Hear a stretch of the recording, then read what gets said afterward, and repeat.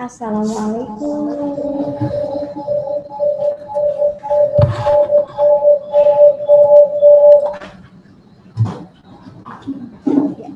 Assalamualaikum ayah bunda yang sudah bergabung. Iya, alhamdulillahirobbilalamin. Semuanya diberi kesehatan sehingga bisa bergabung di webinar yang sangat luar biasa hari ini dengan tema jalin komunikasi yang tepat, anak hebat, orang tua hebat. Ya, ayah bunda, sebelum kami mulai itu tadi kami juga menampilkan bagaimana sih keadaan SD Muhammadiyah 26 Surabaya ini selama pandemi, meskipun tidak ada siswa-siswinya, tapi sekolah tetap menjaga diri dan mempersiapkan diri. Semoga setelah pandemi ini berakhir, anak-anak bisa bersekolah kembali dengan keadaan sehat walafiat. Iya ayah bunda, sebelumnya perkenalkan saya Ustazah Lia atau biasanya anak-anak sering panggil saya Miss Lia karena kebetulan saya mengajar bahasa Inggris. Jadi webinar kali ini merupakan webinar pertama di SD Muhammadiyah 26. Jadi harapan kami ayah bunda semuanya antusias dan sudah menyiapkan pertanyaan-pertanyaan serunya karena judulnya aja sudah memancing. Wah, ini yang sering kami hadapi nih. Nanti bisa langsung diobrolin dengan Bu Sofia.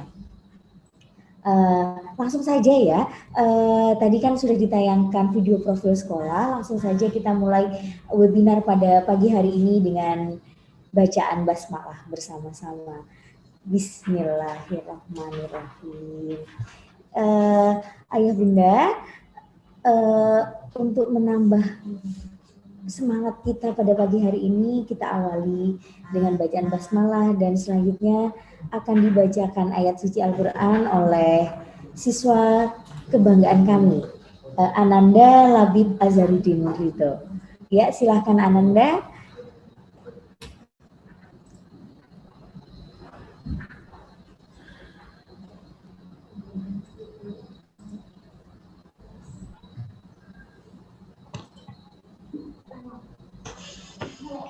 Assalamualaikum warahmatullahi wabarakatuh. Waalaikumsalam warahmatullahi wabarakatuh.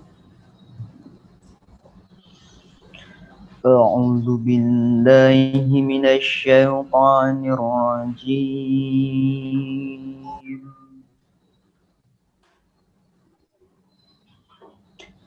Bismillahirrahmanirrahim. Qul sadaqallahu fattabi'u millata Ibrahim wa ma kana minal musyrikin.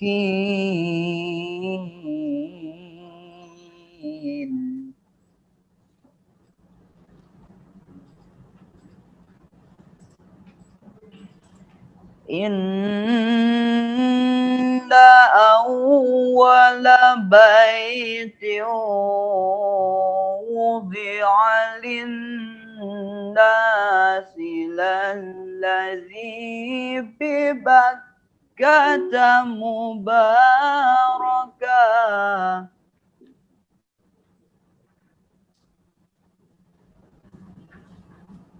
lalladzi bi Bakkata mubarakan wa hudan lil alamin.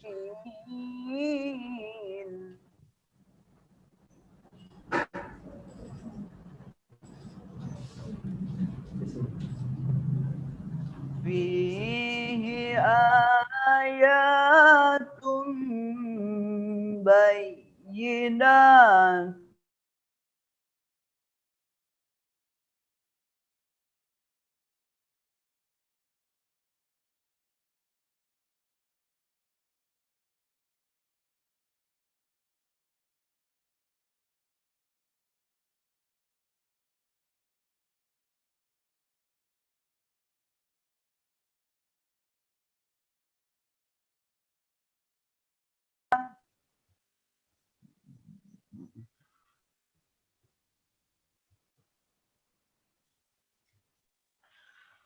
walillahi 'alan nasi hijjul baiti man istata'a ilaihi sabila.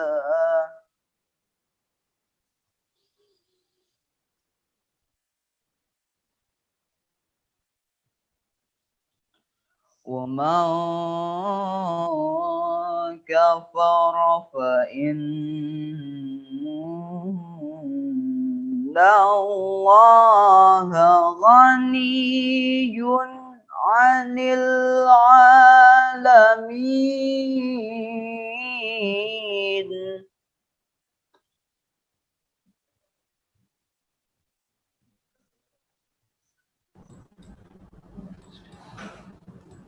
قل يا أهل الكتاب لم تكفرون بآيات الله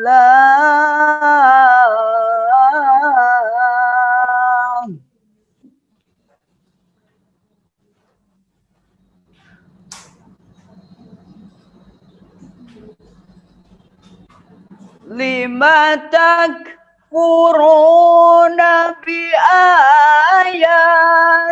الله والله شهيد على ما تعملون.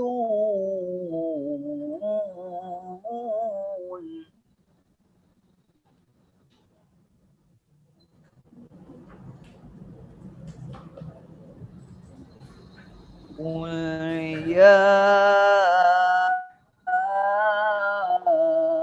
أهل الكتاب لم تصدون عن سبيل الله من آمن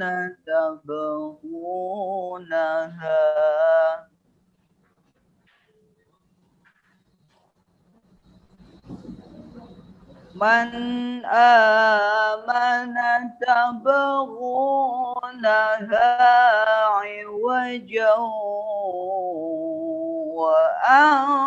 وأنتم شهداء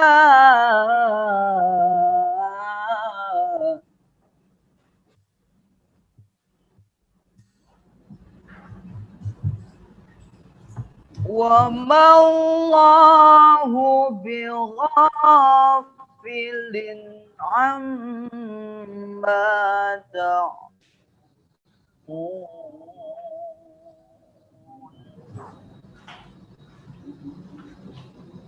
وما الله بغافل عما تعملون.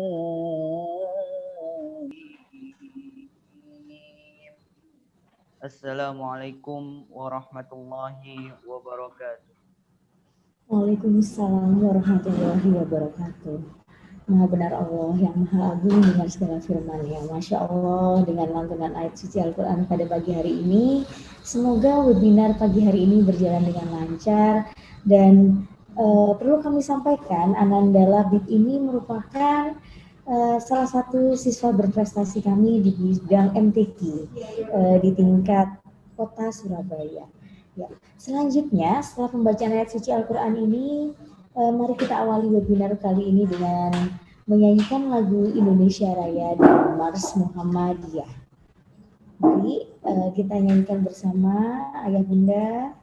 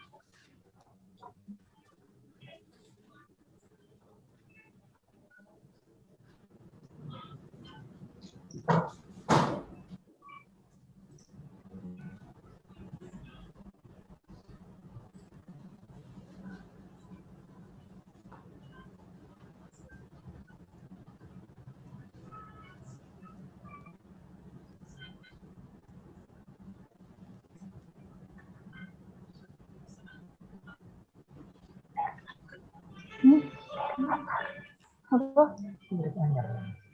Tiga stansa.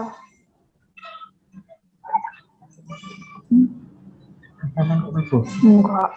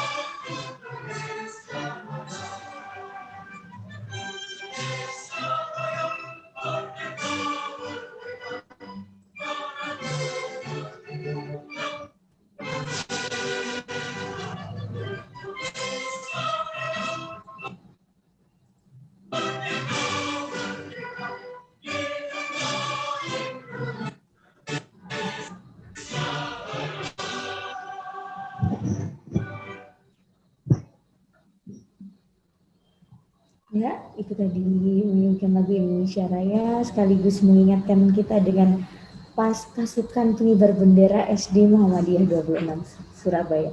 Selanjutnya yakni menyanyikan Mars Muhammadiyah.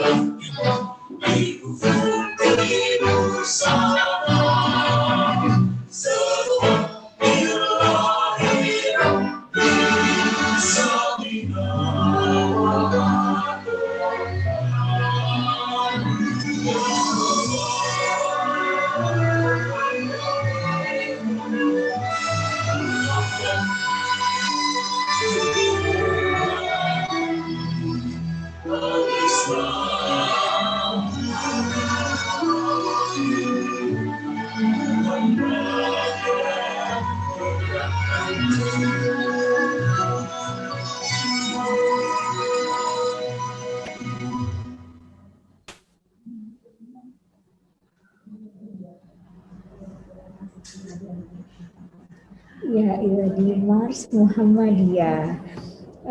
Untuk selanjutnya, eh, untuk membuka acara pada pagi hari ini, untuk membuka webinar pada pagi hari ini, eh, sambutan kepala sekolah kepada Ustadz Herfit Anantafidada.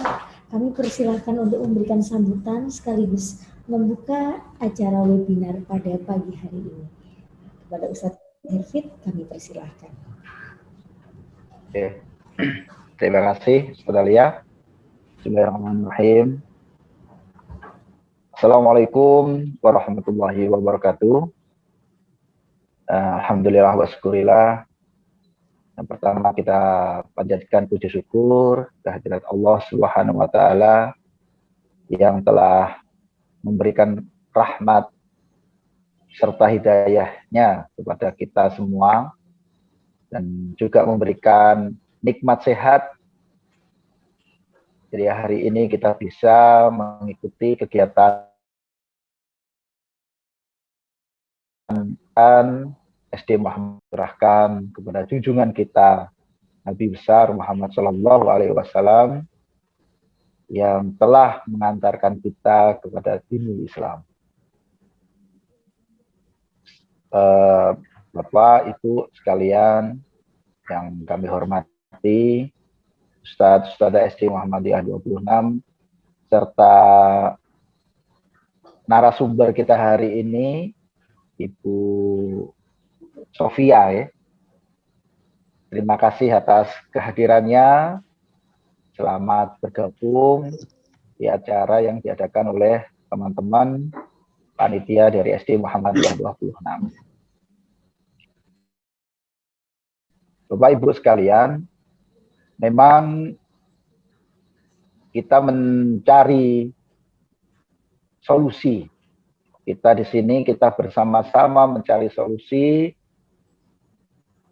bagaimana cara menghadapi pembelajaran selama pandemi. Kita mengakui bahwa kita mengalami kebosanan di dalam pelaksanaan pembelajaran daring. Tetapi itulah yang sekarang dapat kita lakukan. Nah, dalam pembelajaran daring ini, orang tua sangat berperan sekali. Untuk itu, komunikasi antara orang tua dengan anak ini sangat penting.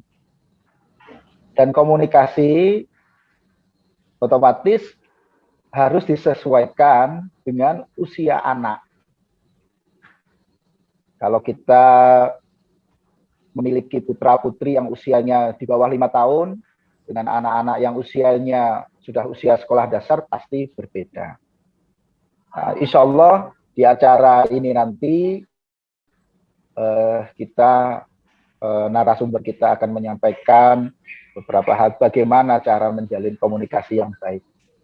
Komunikasi yang sesuai dengan keadaan di zaman seperti ini.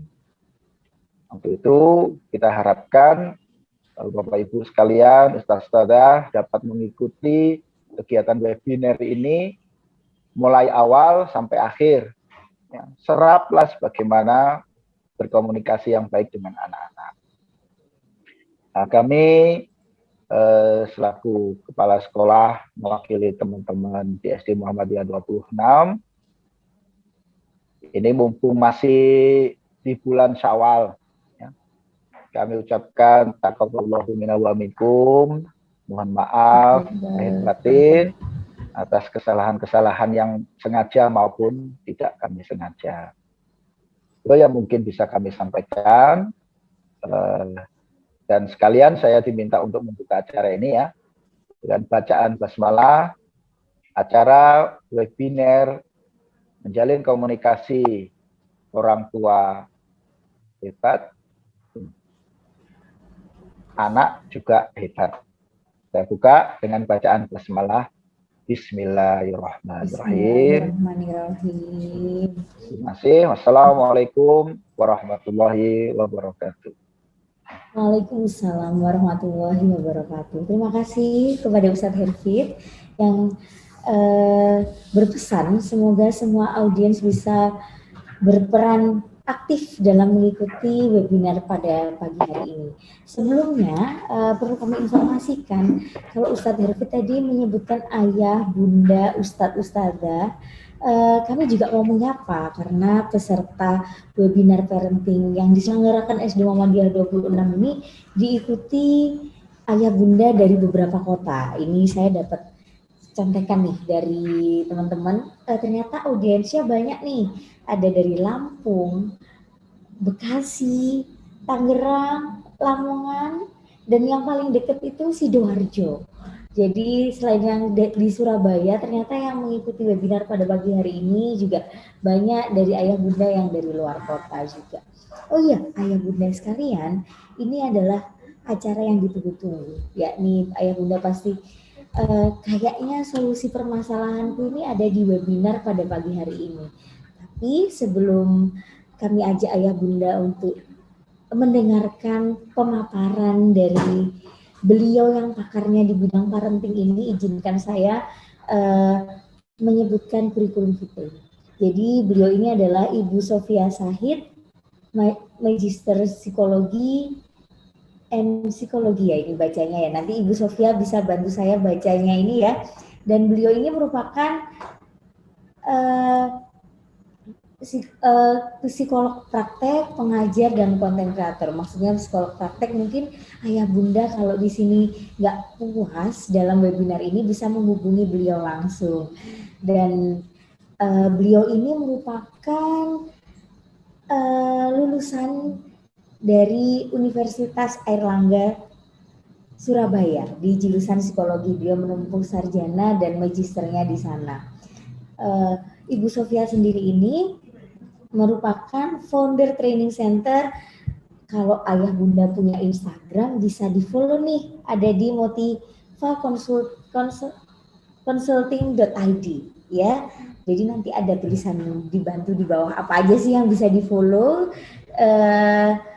Dari Ibu Sofia ini ada platform Strong Soliha, dan beliau ini selain aktif sebagai konten kreator di Instagram, beliau juga aktif mengisi webinar dan maupun seminar secara langsung. Ya, Ibu Sofia, daripada saya kebanyakan ngobrol nih, langsung aja gimana sih menjadi orang tua hebat dalam menjalin komunikasi yang tepat dengan anak sehingga terbentuklah anak-anak yang hebat. Iya, kepada Ibu Sofia saya persilahkan. Assalamualaikum warahmatullahi wabarakatuh. Halo ayah bunda yang ada di rumah. Apa kabarnya? Mudah-mudahan sehat semua ya. Mbak Amelia sehat? Alhamdulillah sehat. Masih berat badan masih banyak. Tandanya masih sehat. Jadi kemarin nggak cuma lebaran tapi lebaran ya. Lebaran ya? Dan lebaran. Iya. Betul sekali. Iya. Ini webinar yang sangat spesial karena webinar ini tidak hanya diikuti oleh ayah bunda yang berada di Surabaya saja, tapi juga dari luar kota Surabaya. Mudah-mudahan nanti bisa bermanfaat ya untuk ayah bunda sekalian. Tadi sudah sedikit banyak diperkenalkan oleh Ustadzah Lia kurikulum vitae saya. Jadi nanti kita udah kenal nih ayah bunda ya. Sehingga nanti mudah-mudahan selama webinar bisa cair gitu ya, bisa nyantai, bisa seperti diskusi. Mudah-mudahan ayah bunda juga bisa interaktif menyampaikan apa sih yang mungkin jadi unek-unek ayah bunda selama di rumah.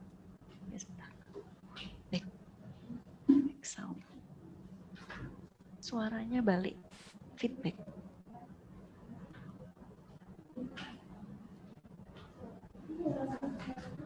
Feedback suaranya.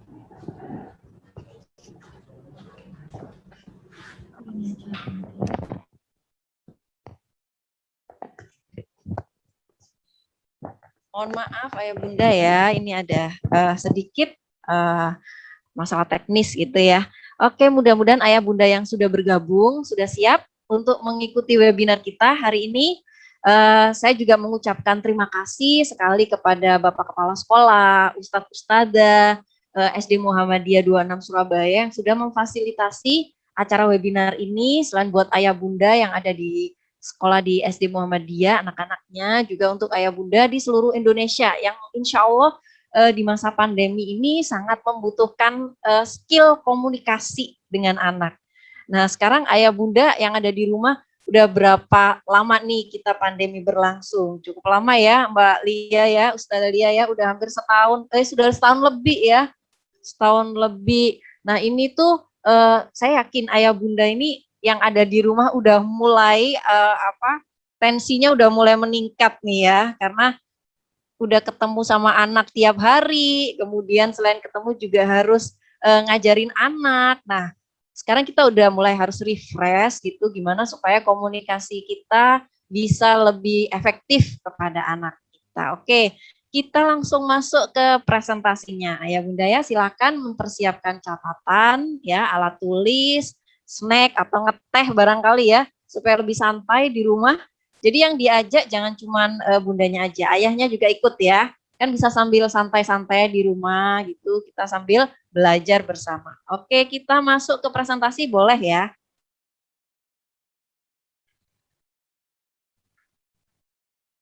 Nah, tema kita hari ini adalah jalin komunikasi tepat orang tua hebat, anak hebat. Jadi memang sesuai dengan ajaran agama Islam ya, bahwa Rasulullah SAW itu memberikan mengajari kita ya umat Islam ini bahwa ketika kita berada dalam pengasuhan itu modal yang sangat utama itu adalah komunikasi. Itu Allah memberikan ilham pada Luqman bin Hakim, salah satu sahabat, untuk memberikan contoh ya bagi umat Islam gimana sih supaya bisa mendidik anak dengan baik. Caranya adalah dengan berkomunikasi, yaitu Luqman mengajak anaknya, ya bunaya, wahai anakku, ayo sini, saya mau mengajarkan sesuatu. Misalkan salah satunya tidak boleh syirik pada Allah, kemudian harus menegakkan sholat dan lain sebagainya.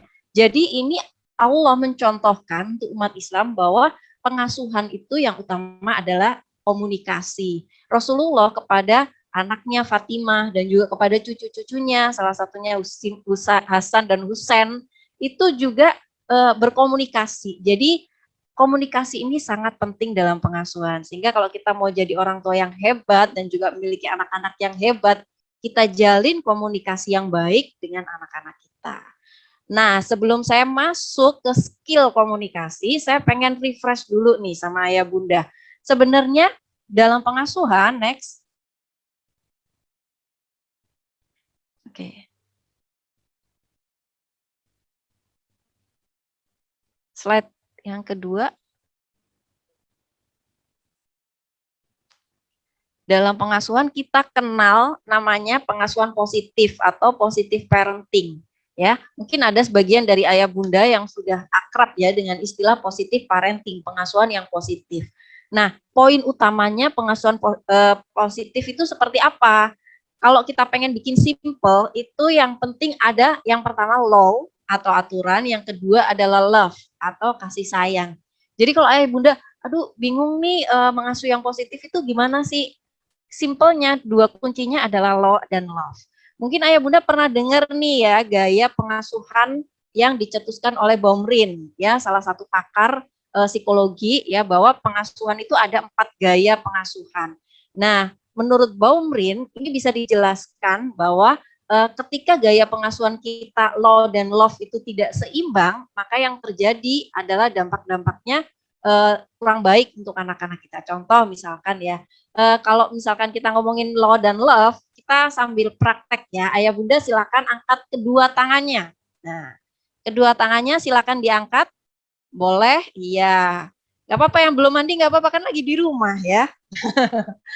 Oke. Nah, kalau kita ngomongin gaya pengasuhan yang sebelah kanan kita law, yang sebelah kiri kita adalah love.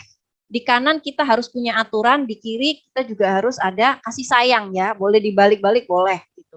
Nah, kalau kita law-nya tinggi ya, kita naikin nih, law-nya tinggi, aturannya tinggi, ketat, tapi love-nya rendah, kasih sayangnya tidak diberikan atau kurang hangat pada anak, kemudian kurang memperhatikan, kurang memahami perasaan anak, maka yang terjadi apa, Ayah Bunda? Pengasuhan apa nih namanya? Otoriter.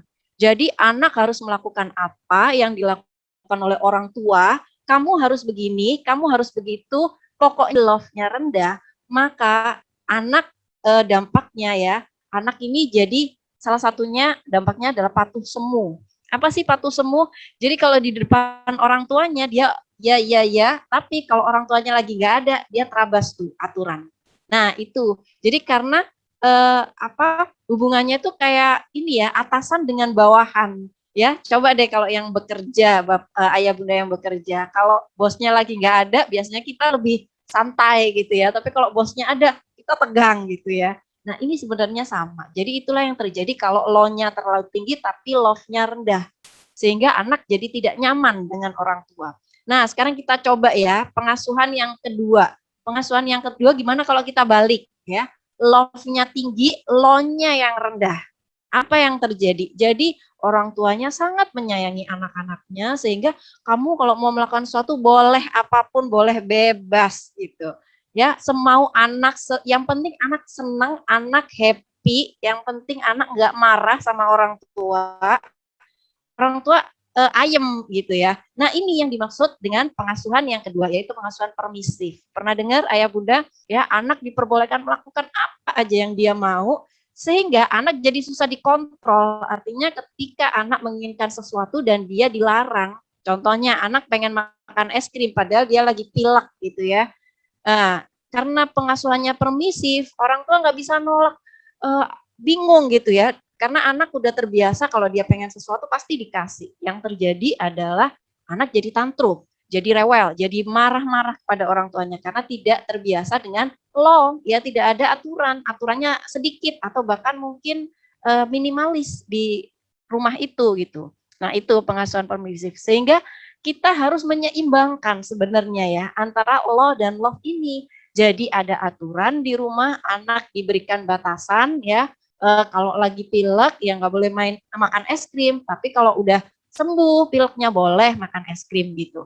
Atau ada batasan waktu kapan boleh main gadget misalkan, kapan anak harus belajar, kapan anak harus tidur malam ya sehingga dia nggak begadang gitu.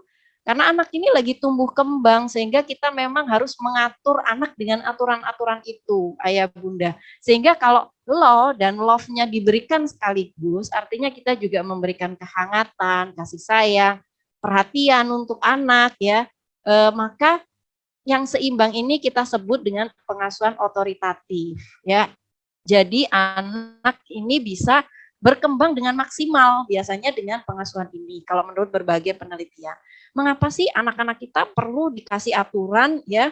Mungkin kalau ayah bunda tuh kadang-kadang kita tuh nggak tegaan gitu ya sama anak. Begitu kita kasih aturan, anak udah nangis dikit, kita udah hati kita tuh jadi lemah gitu karena ngadepin anak sendiri gitu ya. Kayaknya ya udah deh dikasih gitu.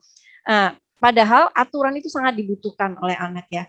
Ayah bunda boleh catat nih, ada beberapa manfaat kalau kita memberikan aturan di rumah kita. Yang pertama, anak ini jadi belajar self control atau mengontrol diri, bahwa tidak segala yang dia mau itu akan langsung dia dapetin.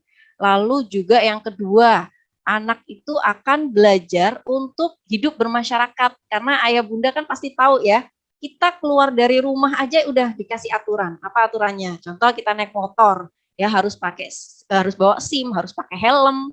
Lalu ada lagi kita baru keluar ke jalan, lalu ada aturan apa? Aturan lampu lalu lintas. Nah itu semuanya aturan. Kalau anak tidak terbiasa dengan aturan di rumah, maka dia jadi merasa berat nanti ketika diberikan aturan baik di sekolah maupun di masyarakat. Jadi aturan itu akan memudahkan anak. Jadi bukan mengekang anak ya, asalkan disampaikan dengan law dan love dan seimbang tadi itu. Jadi aturannya ini bisa membuat anak nyaman juga karena dia tahu do and don'ts-nya, mana yang boleh, mana yang nggak boleh, itu udah dikasih tahu duluan gitu loh. Nggak secara reaktif begitu anak melakukan sesuatu kita langsung marah, harusnya nggak boleh tuh. Nah itu yang sering ya. Bahkan kita sendiri ya, saya sendiri pun di rumah masih kadang-kadang reaktif, baru ngasih aturan kalau anak melakukan kesalahan. Padahal yang enak sebenarnya ya, yang sama-sama duduk bareng, kita obrolin aturan itu, Dek, Kak, Mama mau bikin aturan nih, Papa mau bikin aturan nih di rumah, gimana kalau kita main gadgetnya sehari 1 jam aja, atau gimana. Terus adik nanti atau kakaknya nanti bisa jadi nego, jangan sejam dong ya, jangan sejam dong Ibu, jangan itu terlalu sedikit gitu. Terus gimana enaknya? Gimana kalau 2 jam? 2 jam terlalu banyak. Gimana kalau 1,5 jam? Nah, kita tuh bisa nego dulu sama anak sehingga bisa ada kesepakatan gitu ayah bunda ya. Sehingga dengan cara kita memberikan dan love yang seimbang, anak juga diberikan perhatian, dipenuhi kebutuhan fisik dan kebutuhan mentalnya, maka anak ini akan tumbuh dengan maksimal. Nah, itu yang disebut dengan positive parenting. Jadi itu basic pengasuhan sebenarnya ayah bunda. Kalau kita udah bisa nerapin itu, insya Allah di rumah itu nyaman. Dalam mengasuh anak itu kita less stress atau stresnya itu berkurang. Gitu, oke? Makanya kadang kan dari ayah bunda sendiri ya, mungkin kita tuh kadang nggak semuanya mendapatkan pengasuhan yang law and love-nya seimbang. Bener nggak ayah bunda? Bisa jadi dulu ketika kita diasuh oleh orang tua kita itu tidak mendapatkan law, atau kita nggak mendapatkan love, atau sedikit law-nya, sedikit love-nya. Sehingga gimana dong kita menerapkannya ke anak-anak, padahal pengasuhan itu adalah skema gitu ya. Jadi pengasuhan itu adalah yang kita rekam ketika kita diasuh, itu yang akan kita terapkan ke anak-anak kita. Paham ya ya bunda ya? Jadi akan berulang, kita contoh dari orang tua kita dulu itu akan berulang. Itu namanya lingkaran pengasuhan. Meskipun kita sudah janji sama diri kita, nih ya, misalkan kita nggak suka tuh, ada yang kita nggak suka dari pengasuhan orang tua kita dulu. Kita kurang srek gitu, saya nanti nggak mau deh jadi kayak ayah saya, atau saya nggak mau deh jadi kayak ibu saya dulu ketika ngasuh saya. Ada hal-hal yang nggak disuka, mungkin cara komunikasinya mungkin ya. Lalu kita janji sama diri kita, nanti kalau sudah punya anak saya nggak mau kayak gitu. Nah, ternyata setelah kita punya anak, yang terjadi adalah pengulangan. Jadi kita tuh kayak secara nggak sadar kita tuh melakukan itu pada anak-anak kita. Maka slide, kita harus periksa diri kita. Jadi saat pengasuhan, sebenarnya slide-nya, pengasuhan itu sebenarnya kita sedang mempelajari diri kita sendiri, ayah bunda. Jadi kita tidak mempelajari anak, tapi diri kita sendiri. Apa sih yang saya miliki, yang bisa saya kasih ke anak saya dalam pengasuhan itu? Karena kita nggak bisa ngasih apa yang kita nggak punya. Jadi kalau kita dari orang tua yang mungkin cara berkomunikasinya ngomongnya keras ya atau kasar, kira-kira bisa nggak kita dengan anak kita ngomongnya lembut? Bisa nggak orang tua kita? Makanya kita harus periksa diri dulu tuh ya, karena kemampuan komunikasi itu juga sebenarnya adalah hasil belajar yang kalau menurut pakar psikologi Piaget itu adalah skema. Jadi itu komunikasi kita dengan anak itu sebenarnya hasil belajar komunikasi kita dengan orang-orang di sekitar kita dulu saat kita dalam pengasuhan, ya, terutama dalam keluarga. Jadi kalau komunikasi dalam keluarga itu positif, maka itu akan kita bawa ketika kita punya anak. Tapi kalau komunikasi dengan keluarga kita tuh negatif, itu juga yang akan kita bawa ke anak. Jadi kita akan memberikan apa yang kita punya. Kita nggak bisa memberikan apa yang kita nggak punya. Makanya ayah bunda, karena itu proses belajar dan proses meniru komunikasi dari orang tua kita dulu, maka kita harus menyadari dulu, periksa diri dulu. Orang tua saya dulu mengasuh saya kayak gimana ya? Ada nggak yang kurang tepat gitu dari pengasuhan orang tua saya? Nah, ketika kita sudah tahu, kita belajar. Jadi kuncinya kalau ayah bunda, aduh gimana dong, udah terlanjur, ayah bunda saya dulu seperti itu, ngasuh saya, komunikasinya negatif. Lalu saya sekarang harus gimana dong? Kan itu udah lewat, udah masa lalu, nggak bisa diubah. Betul sekali. Jadi yang bisa kita lakukan sekarang adalah memperbaiki ya diri kita. Dengan cara apa? Dengan 2 hal. Yang pertama kita harus belajar, yang kedua kita harus berubah. Jadi kita ikut webinar ini Ayah Bunda sebenarnya adalah cara kita untuk belajar, memperbaiki atau menjadikan pengasuhan kita lebih baik gitu. Dan alhamdulillah kalau setelah webinar nanti dipraktekin gitu ya di rumah. Sehingga nanti akan ada proses perubahan. Jadi ini penting sekali. Karena kalau kita nggak periksa diri, kita biasanya akan muncul ya respon-respon yang mungkin tidak kita inginkan saat mengasuh anak. Mungkin dulu kita paling benci gitu kalau orang tua kita tuh cubitin kita gitu ya. Waktu kita kecil benci banget. Terus kita janji, aku nggak mau deh nanti kalau punya anak, aku cubitin anakku. Aku nggak mau, nggak akan melakukan itu. Ternyata setelah kita punya anak, secara nggak sadar kita nyubitin anak kita gitu. Nah berarti kan ada yang salah ya. Seharusnya kalau respon kita nggak harus seperti itu tuh bisa gitu. Nah ini karena itu slide, mari selesaikan urusan dengan diri sendiri dulu. Jadi Ayah Bunda, misalkan ada dari kita ya, sebagian dari kita ketika kita komunikasi dengan anak, kita tuh memunculkan respon-respon yang respon atau perilaku yang emosional ya. Dan itu sering kita lakukan dan anak pun mendapatkan dampaknya. Kadang-kadang responnya itu kayak kurang wajar gitu ya, aneh. Contoh misalkan untuk hal yang sepele itu marahnya marah besar. Pernah nggak Ayah Bunda mengalami itu? Ya, ada tuh ya yang klien saya, anaknya ini ketika dia numpahin air, orang tuanya itu marah-marah sampai memukul si anak ini. Padahal sebenarnya menumpahkan air itu hal yang sepele nggak Ayah Bunda? Kalau numpahin air kan tinggal diapain sih? Dibersihin. Sebenarnya simple ya. Tapi karena kita ada yang belum selesai dengan diri kita, sehingga respon yang keluar itu respon yang emosional, yang tidak wajar. Kalau istilahnya di Jawa Timur itu senggol bacok ya. Nah, coba kita cek, ada nggak yang belum selesai ya dari diri saya ya. Coba kita amati, kita dialog sama diri kita ngobrol sambil ngeteh gitu ya. Kita mikir, saya ini kenapa ya kok marahnya gede banget, padahal anak saya cuma numpain air gitu ya. Atau kenapa ya saya kok cubitin anak saya, padahal anak saya cuma melakukan kesalahan yang kecil. Nah, coba kita dialog sama diri kita ya, kita gali, kalau kita bisa selesaiin sendiri, alhamdulillah ya. Mungkin ada kaitannya dengan masa lalu, mungkin ada yang perlu dimaafkan, mungkin ada yang perlu dilepaskan. Lalu kalau misalkan kita memang tidak mampu menyelesaikan sendiri, kita cari bantuan profesional.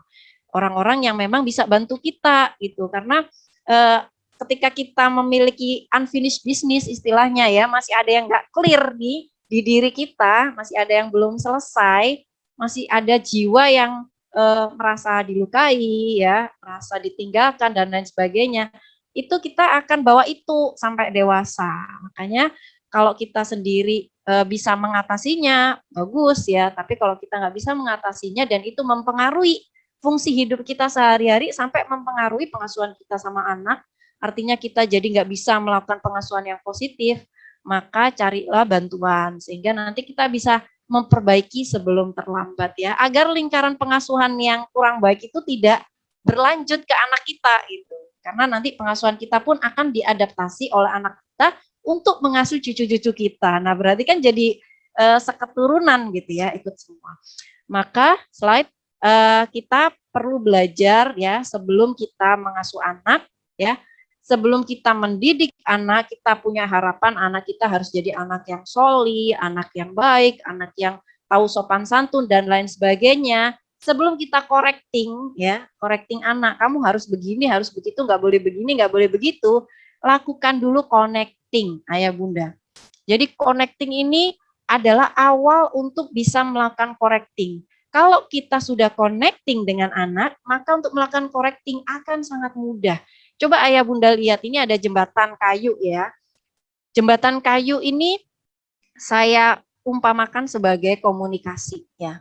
Jadi jembatan kayu ini coba dilihat kayunya rapet, benar ya Ayah Bunda ya. Kayunya rapet, terus habis itu solid gitu ya.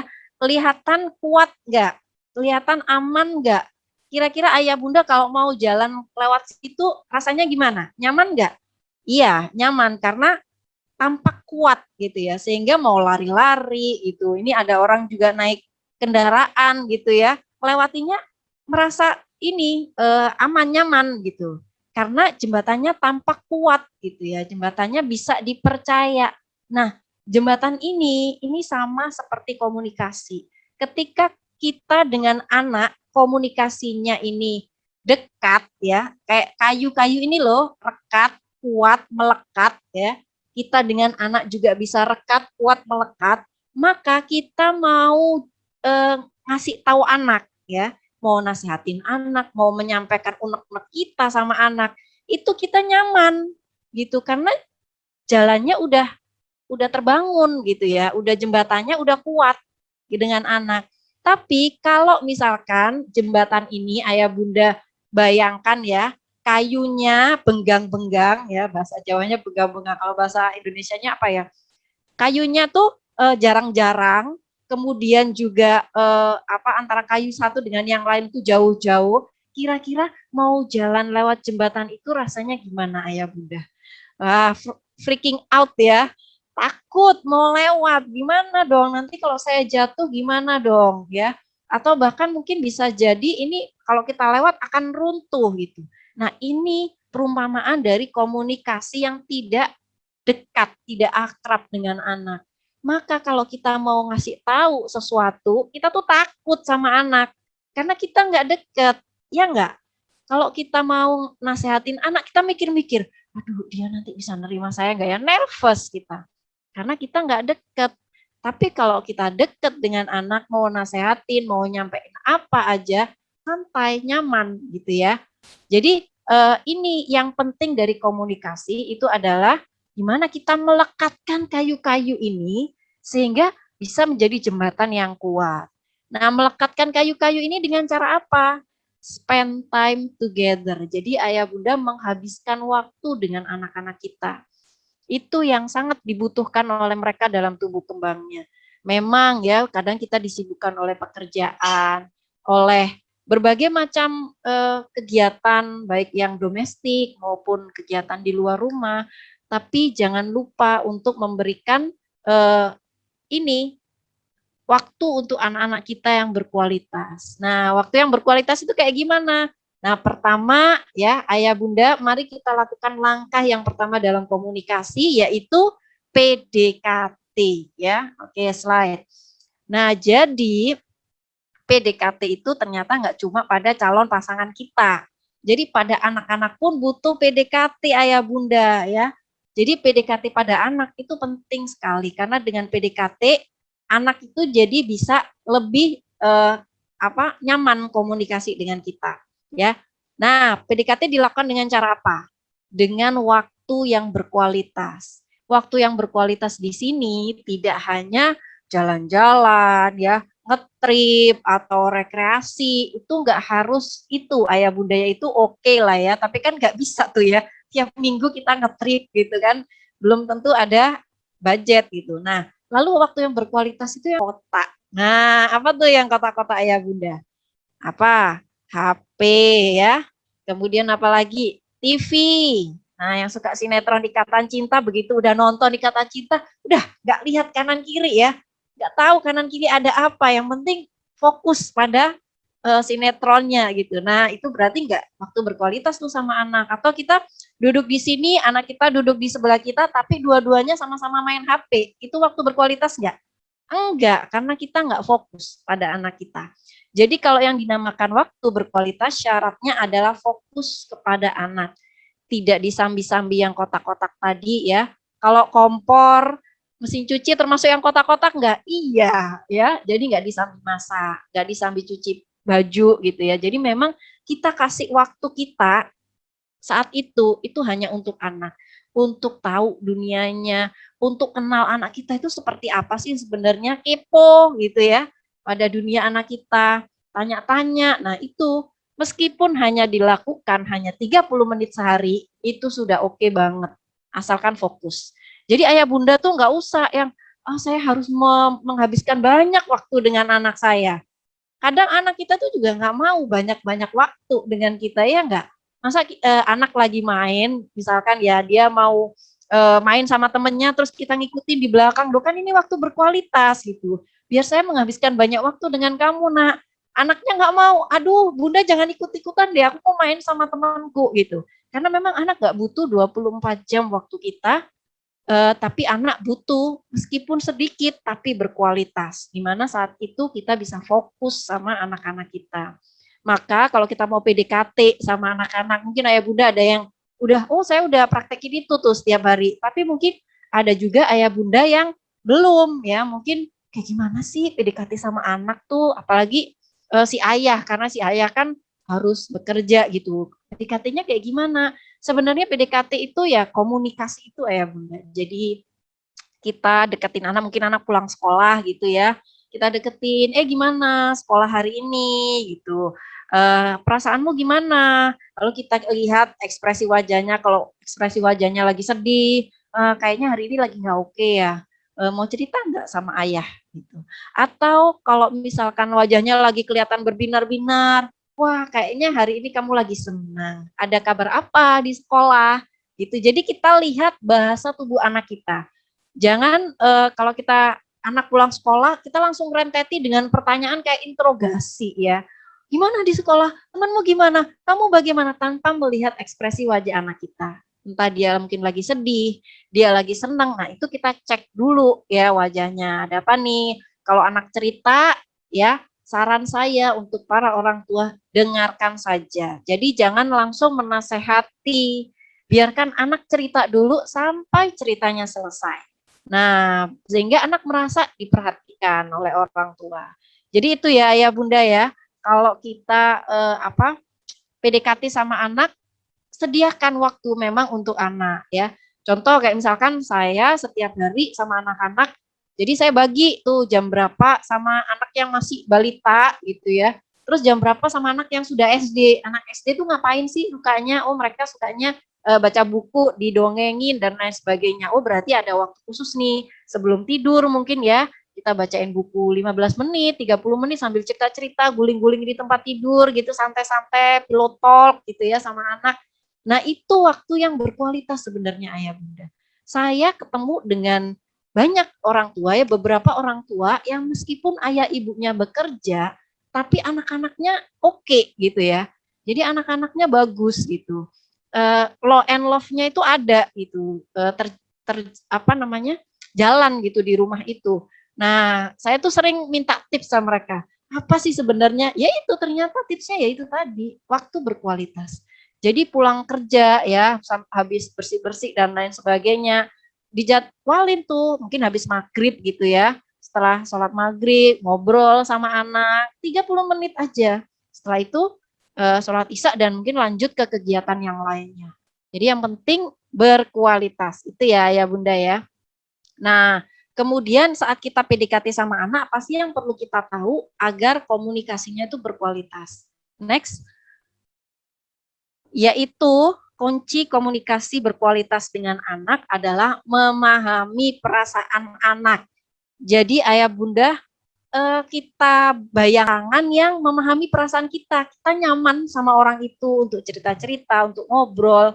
Ya, ada nggak dari ayah bunda yang senang berteman dengan orang yang dia nggak mau mendengarkan ketika kita ngomong, atau dia nggak mau memahami perasaan kita. Kita lagi sedih, malah diajak misalkan diajak ngerjain tugas yang berat gitu ya, nggak ngelihat perasaan kita seperti apa. Mau nggak ayah bunda punya temen yang kayak gitu? Atau ayah bunda mau nggak punya temen yang kalau kita ngomong sama dia tuh kita takut, atau kita nggak nyaman ngomong sama dia? Tentu kita akan cari orang yang bikin kita merasa nyaman. Nah, supaya anak-anak kita nyaman dengan kita, dan ini tuh bisa dipraktekin gak cuma dengan anak-anak, tapi dengan pasangan, ya suami istri, dengan keluarga gitu. Ini tuh bisa banget karena ini basic komunikasi. Apa aja sih? Yang pertama adalah kalau lawan bicara kita sedang ngomong, diam dan dengarkan. Jadi kita jangan memotong pembicaraan saat lawan bicara kita sedang ngomong. Yang pertama itu nggak sopan ya. Yang kedua, lawan bicara kita akan merasa nggak dihargai. Dan kontak mata ya, kontak mata kalau lawan jenis, belum menikah apalagi ya sedikit-sedikit bolehlah kontak matanya nggak intens gitu ya.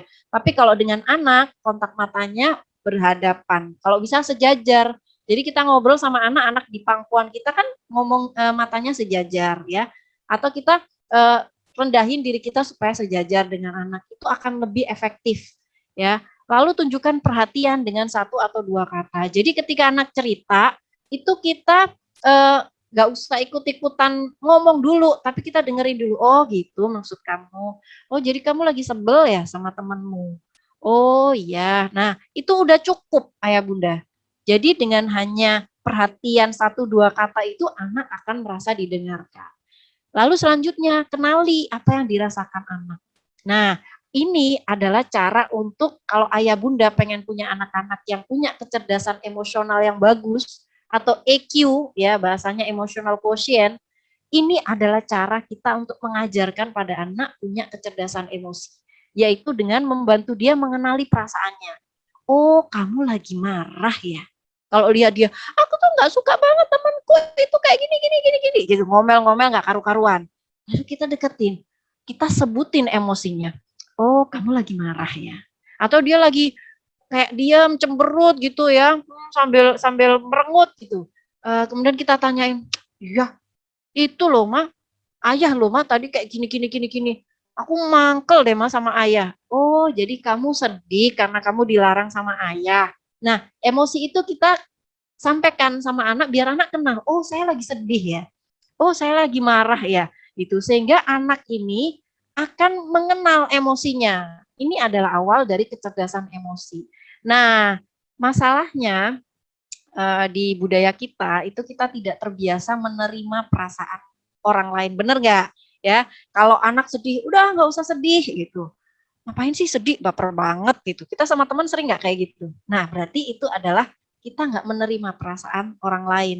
Atau pada anak kita, kamu gitu aja nangis, gitu aja marah. Kamu kok malu-malu banget sih? Jangan jadi anak pemalu dong. Kamu kok marah-marah sih? Gak boleh, marah-marah itu gak boleh. Itu dosa marah-marah. Tapi sebenarnya boleh nggak sih kita mengekspresikan emosi? Boleh. Jadi kita sedih, boleh nangis. Kita marah, boleh kita sampaikan asalkan dengan cara yang tepat. Jadi itu tuh ngajarin anak kita untuk mengelola emosi dia gitu. Sehingga dia nggak ada tuh yang namanya dipendem-pendem gitu ya. Nah kebanyakan dari kita kalau kita nggak diterima perasaannya, kita akan merasa gimana? Misalkan kita lagi sedih, kamu nggak usah sedih, nggak usah nangis, gitu aja sedih, gitu aja nangis. Perasaan kita gimana ketika kita diomongin gitu? Yang gampang gini deh, kalau ayah sama bunda lagi bertengkar gitu ya, kemudian bunda tuh nangis gitu, sedih, terus ayahnya bilang gini, kamu ngapain sih sedih, gitu aja sedih, ih baperan. Perasaan kita gimana bunda? Perasaan kita udah deh ya, naik ke ubun-ubun ya, perasaan kita tuh jadi nggak nyaman, malah semakin marah sama ayahnya, ya nggak? Malah semakin mangkol dan akhirnya malah bertengkar karena kita tidak diterima perasaannya. Maka ayah bunda terima perasaan kita dan sebutkan. Lalu kalau misalkan anak membutuhkan pelukan, butuh dukungan, kita kasih ya. Jadi terima anak kita ini memang mungkin punya kelebihan dan kekurangan yang beda-beda. Jangan menonjolkan kekurangannya, tapi kita tonjolkan kelebihannya. Anak saya mungkin dia nggak bisa bersih-bersih yang baik, tapi dia pintar kalau disuruh setrika dia rapi misalkan. Nah itu yang kita tonjolkan, kita puji. Oke, yang selanjutnya adalah sebelum waktunya habis, yang terakhir adalah pesan kamu dan pesan saya. Slide. Oke, nah ini semuanya keterampilan, jadi ayah bunda bisa langsung praktek. Nah pesan kamu dan pesan saya ini sangat kita butuhkan ketika kita mendidik, mendisiplinkan, mengarahkan anak. Kalau dengan komunikasi yang biasa kebanyakan apa? Ketika kita mau disiplinkan anak, melarang anak ini, itu yang terjadi adalah biasanya adu pendapat atau berdebat ya. Kita belajar pesan kamu dan pesan saya ini supaya ketika kita menginginkan sesuatu yang berbeda dengan anak, itu bisa kita jembatani dengan cara yang baik ya. Contoh, anak pengen main HP, sedangkan ada aturan jangan main HP ya. Kalau kita nggak punya skill pesan saya, maka yang terjadi adalah kalau anak tiba-tiba dia main HP di luar jadwal, kita akan marah-marah, kita akan ngomel-ngomel, Dan nanti anak juga jadi nggak nyaman sama kita, jadi marah sama kita. Capek nggak? Ya capek gitu ya. Maka dengan skill pesan saya ini, nanti ayah bunda akan belajar. Oke, slide. Ya, ada kalau kita ngomongin iMessage, jadi ini bahasa Inggrisnya, kalau kita ilmu yang dari barat itu sebutannya iMessage ya, kalau kita sebut dengan pesan saya. Ini berdasarkan jenis-jenis komunikasi sebenarnya. Kalau kita ngomongin komunikasi ayah bunda dengan orang lain maupun kita dengan anak itu ada namanya komunikasi pasif, agresif, dan asertif ya. Jadi orang yang komunikasinya pasif itu ketika dia berbeda pendapat dengan orang lain, dia akan diem aja, tapi dia akan bendol-buri istilahnya. Ayahnya, ayah berbeda pendapat, tapi bunda nggak berani untuk menyampaikan unek-uneknya. Lalu ayah minta teh, minta dibikinin teh. Yang terjadi yang kita kasih garam gitu dalam teh itu. Nah itu komunikasi pasif. Jadi kita nggak menerima itu, kita melawan dengan cara yang di belakang gitu. Jadi nusuknya lewat belakang itu biasanya orang-orang dengan komunikasi pasif. Lalu ada orang yang komunikasinya agresif. Jadi kalau kita nggak cocok dengan orang lain, langsung kita lawan dengan kata-kata yang mungkin ini ya terkesan kasar ya. Kadang suka memaksakan orang lain untuk memikirkan sudut pandang kita. Jadi frontal. Orang-orang yang komunikasinya agresif ini kadang membuat orang lain tidak nyaman karena dia kalau istilahnya Jawa itu carcor gitu ya, ceplos-ceplos gitu. Nah, di antara dua komunikasi yang agak ekstrim ini ada yang komunikasi yang kita kenal dengan asertif. Jadi menyampaikan unek-unek kita dengan cara yang baik gitu ya. Dengan tetap menjaga dan menghargai perasaan orang lain. Caranya gimana? Next. Yaitu dengan pesan saya yang akan saya ajarkan nanti. Coba kita lihat contoh ya. Ketika kita merasa terganggu, kita lagi ngobrol dengan anak, kita lagi ngomongin anak, tiba-tiba anak motong omongan kita, ya. Biasanya secara umum yang terjadi adalah pesan kamu, ya. Apa sih pesan kamu? Pesan kamu itu gambarannya itu menunjuk kamu itu selalu motong omongan ibu. Nah, meskipun nggak sambil menunjuk, tapi karena ngomongnya dengan kamu yang langsung rasanya itu kayak ini ya, kayak panah gitu ya. Panah langsung ditujukan ke diri kita. Oh berarti saya ini orang yang suka motong omongan orang lain. Yang terjadi ketika pesan kamu diberikan, kamu tuh males banget sih, kamu tuh gimana sih? Apa sih yang kita rasakan? Ya kita merasa bersalah ya karena mungkin ada kesalahan juga di situ, lalu kita merasa nggak nyaman sama orang itu dan mungkin ada sakit hati, ada takut sama orang itu karena belum kita udah ditembak duluan gitu ya dengan pesan kamu itu ya. Kamu tuh gimana sih naruh barang sembarangan, kamu tuh males banget sih bangunnya selalu kesiangan, kamu tuh kamu ini bisa dirasakan.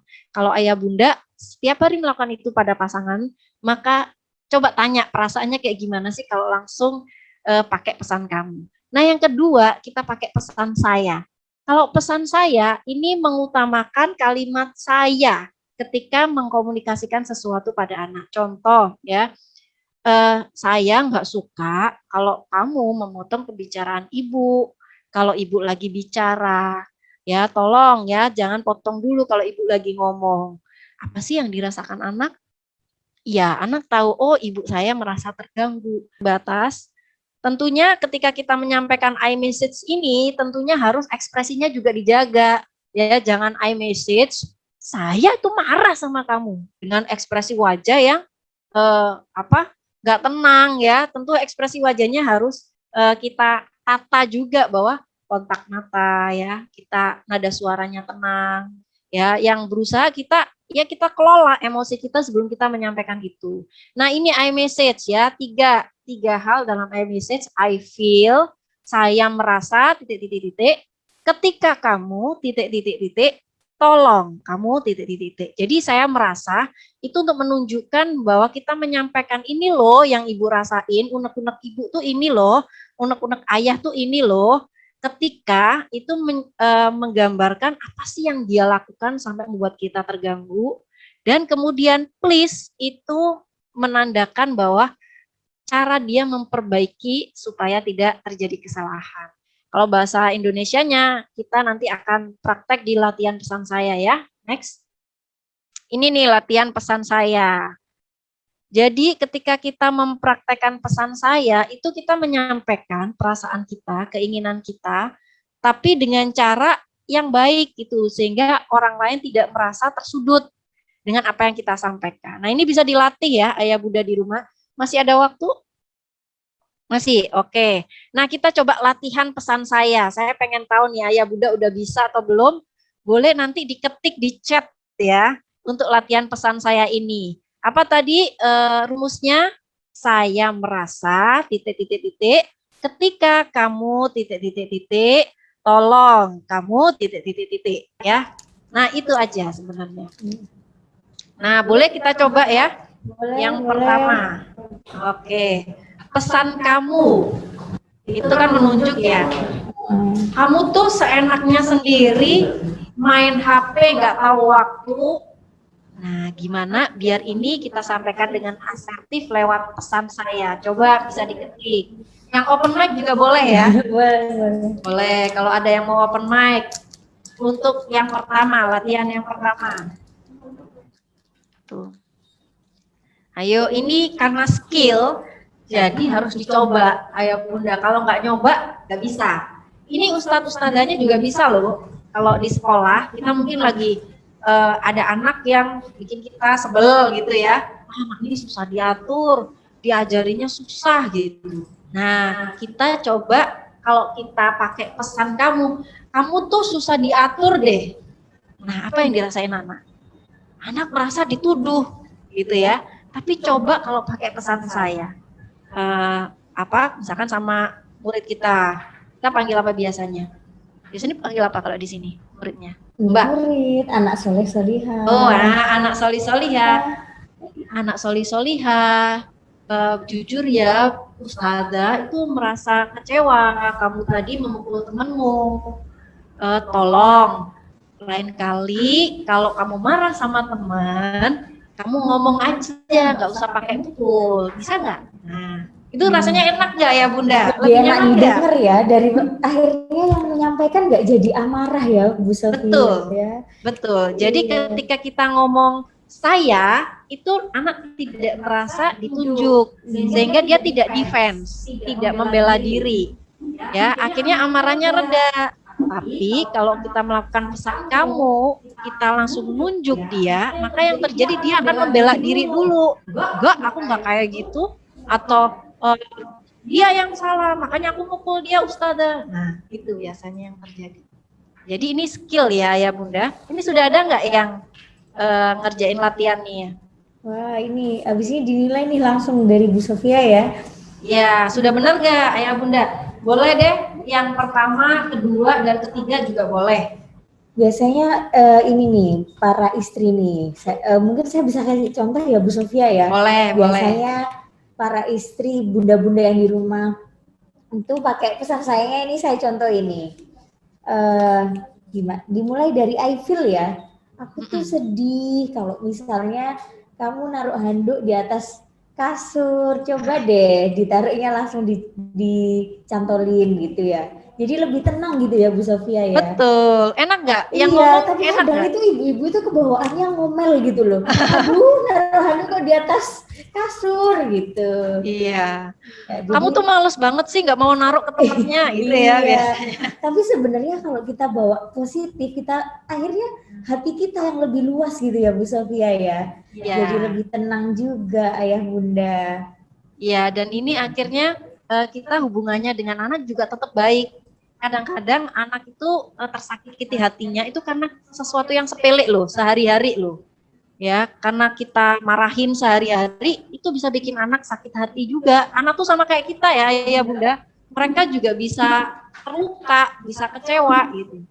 Sehingga kalau kita pakai pesan saya, diharapkan kita tuh nyampe pesannya, pengen apa, anak itu melakukan apa yang kita inginkan, tapi anak juga bisa nerima dengan baik. Akhirnya hubungannya tetap hangat, tetap terjalin dengan baik dengan anak. Itu sih yang tujuan dari pesan saya ini.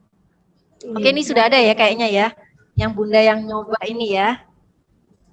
Oke, ini ada dari Arkananta. Bunda ngerasa sebel pas kamu main HP terus-terusan, nak. Mulai besok main HP-nya setelah bikin PR ya. Nah, ini udah pinter nih. Iya. Tepuk tangan. Selamat Bunda Ya. Arka. Gampang nggak ya Bunda? Gampang, tapi butuh latihan ya. Saya melatih ini itu kira-kira sejak anak saya umur 2 tahun, anak yang pertama. Dan itu masih saya latih terus tiap hari gitu ya, kadang-kadang lupa. Tapi karena dilatih nanti bisa jadi otomatis. Jadi nggak hanya sekali ya, harus dilakukan berkali-kali. Oke, ini ada lagi nih dari Bunda Desi. Mama nggak suka kalau kakak main HP sepanjang hari. Sebaiknya selesaikan tugasnya dulu ya. Oke, nah ini juga bagus nih.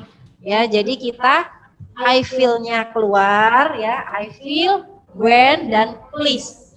Ya, jadi itu sih ayah bunda ya. Mudah-mudahan nanti bisa nyoba di rumah ya. Dari yang kedua juga ya, nomor 2 contohnya bahwa kamu tuh apa nih ya, nomor 2 kamu tuh kan barangmu hilang lagi, makanya yang teliti dong. Ini sering nih ayah bunda kalau di rumah anak bunda mana kaos kakiku, bunda mana buku bahasa Inggrisku. Nah itu tuh sering tuh keluar ayah bunda, kamu tuh gimana sih kok ceroboh banget, taruh di mana. Nah kayak gitu kan, itu pesan kamu. Nah gimana nih jadi pesan saya ya bunda ya, ini tiap hari loh saya kayak gitu. Iya. Anak nyari barang-barang, buku dan lain sebagainya ini tiap hari. Iya. Ini Bu Sofia, ini mungkin dengan menyampaikan perasaan kita ke anak-anak, jadinya akhirnya anak-anak mulai bisa terbuka ya untuk menyampaikan perasaannya ya. Betul. Jadi kita memang harus nyontoin, Ustazah, nyontoin. Kita tuh bisa tuh menyampaikan perasaan sehingga anak nanti akan nyontoh, anak pun akan bisa menyampaikan perasaan dia. Anak saya misalkan, mama aku marah loh kalau mama tadi ngomongnya kayak gitu, itu anak saya sejak umur 5 tahun gak enak gitu. Nah dia kan jadi tahu, oh sedih, oh marah gitu. Jadi mengenal berbagai macam perasaan ya. Betul, itu jadi kita lagi belajar emosi sebenarnya, sehingga anak punya kecerdasan emosional. Nah, padahal kecerdasan emosional itu adalah tolak ukur kesuksesan para tokoh dunia. Jadi bukan IQ ternyata ya bunda, bukan intelijensi quotient, tapi EQ, emotional quotient. Dan itu bisa kita ajarkan sejak sekarang lewat komunikasi yang tepat.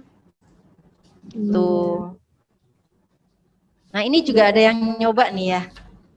Oke, nah ini udah mulai banyak yang pintar nih. Dari Bunda siapa ini? Nggak kelihatan.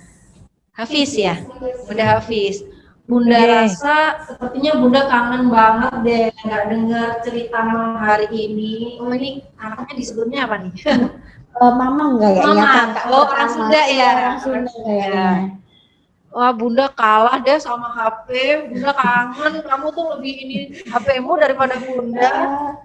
Oh, HP-nya diperhatiin seharian, Bunda nggak diperhatiin gitu. Ini belum please-nya ya, jadi Bunda ditambahin please. Jadi IV-nya udah ada, when-nya udah ada, please-nya yang belum ya.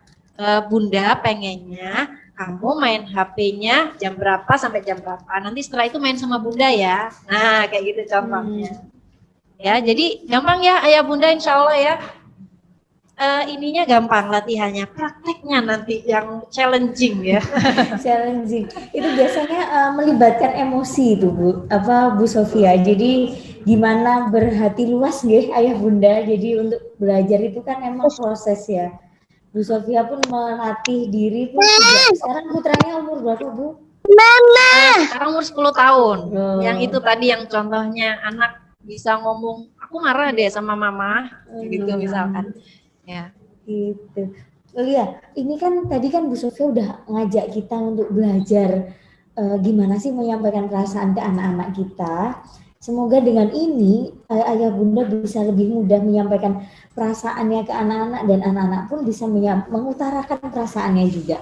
Tapi sesi kali ini nggak kurang seru kalau ayah bunda, masa Ustazah Lia aja yang dari tadi tanya-tanya terus nih sama Bu Sofia. Gimana kalau ayah bunda kita beri kesempatan untuk bertanya langsung. Mungkin ayah bunda ini ada yang sudah praktekin tapi kok ada kendala kayak gini ya, atau ada masalah-masalah yang bisa disampaikan. Misalnya komunikasi saya dengan anak saya ini karena waktunya kurang atau bagaimana. Semoga ayah bunda yang mau bertanya langsung tulis di kolom komentar. Ya, kita sambil belajar bareng-bareng ya ayah bunda. Saya sendiri pun masih latihan ini ya. Sampai sekarang tuh menyelami anak saya. Karena kan tiap tahapan usia itu mereka juga kebutuhannya beda-beda. Sekarang udah yang paling gede ini kan udah umur 10 tahun ya, masuk pra remaja. Nah ini udah mulai nih ayah bunda. Anak pra remaja tuh ya begitulah. Iya, sekarang jadi saya 10 tahun sudah mulai masuk remaja ya Bu Sofia. Pra remaja namanya. Ya, jadi dia mau masuk ke masa remaja itu udah mulai banyak badai-badainya gitu ya. Ustazah udah mulai melawan, berontak gitu. Iya. Atau gini aja, monggo ayah bunda bisa dinyalakan mic-nya yang mau bertanya, boleh angkat tangan terlebih dahulu. Biar suaranya rame nih. Ada suara dari bunda, perwakilan bunda-bunda siapa? Ada yang angkat tangan? Coba dibesarkan.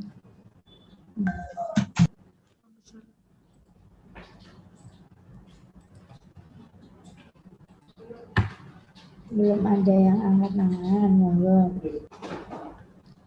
Coba di scroll sini. Memang untuk latihannya ya bunda ya, itu kita tuh harus sering-sering mengingat gitu.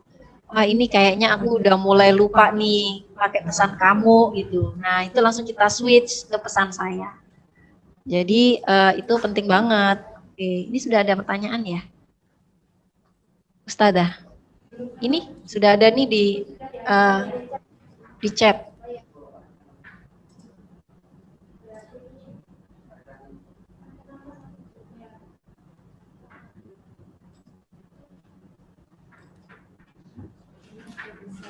Gimana Ustazah, ini langsung dijawab atau gimana? Boleh langsung dijawab aja Bu Sofia.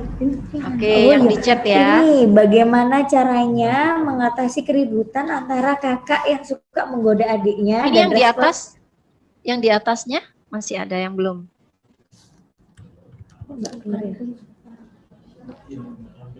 Oh, ini tampilnya beda-beda nih Bu Sofia. Gitu ya. Ini saya bacakan dulu aja ya. Oke, siap. Ini. Bagaimana cara, ini dari Bunda Intan Sultan, bagaimana cara mengatasi keributan antara kakak yang suka menggoda adiknya dan respon adik yang selalu marah dengan berteriak ke kakaknya. Ini permasalahan kalau punya adik kakak yang seumuran kayaknya Bunda, rata-rata ayah bunda ini juga putra-putrinya juga yang umurnya range-nya nggak terlalu jauh, mungkin beda setahun, 2 tahun. Ini gimana Bu Sofia? Oke, saya tos dulu ya. Anak saya itu bedanya cuma 2 tahun gitu, yang pertama sama yang kedua. Jadi saya ngalamin deh yang bunda maksud ini ya. Jadi ini adalah dinamika hubungan antara kakak dan adik. Itu selalu ada yang namanya keributan ya. Waktu itu saya belajar. Maaf, minum dulu ya, biar nggak seri. Nah, waktu itu saya belajar namanya resolusi konflik. Jadi bagaimana supaya kita bisa bantu yang sedang berkonflik ini bisa reda sendiri. Ayah bunda boleh nyoba ya mungkin di rumah. Kita dudukin bareng tuh yang lagi ribut tadi. Oke, duduk dulu gitu. Kalau nggak mau dia yang salah gitu kan. Atau kakak tuh, harusnya kakak tuh gini. Gitu. Nah, udah mulai ribut tuh. Oke, duduk semuanya. Jadi kita tegasin anak-anak kita duduk. Ayo dua-duanya duduk berhadapan sama bunda atau sama ayah. Oke, bunda akan tanya satu-satu, yang lain dengerin ya. Kalau yang bunda tanyain, yang lain diam. Oke, kakak apa sih? Kamu tadi kenapa? Oke, kakak cerita. Iya nih bunda, kakak nih, maksa aku buat ikut main, aku nggak mau. Gitu. Adik maksa aku buat ikut main, aku nggak mau. Gitu. Jadi akhirnya bertengkar. Oke, perasaanmu gimana? Aku marah lah, diajak main, aku merasa dipaksa, aku terpaksa jadinya.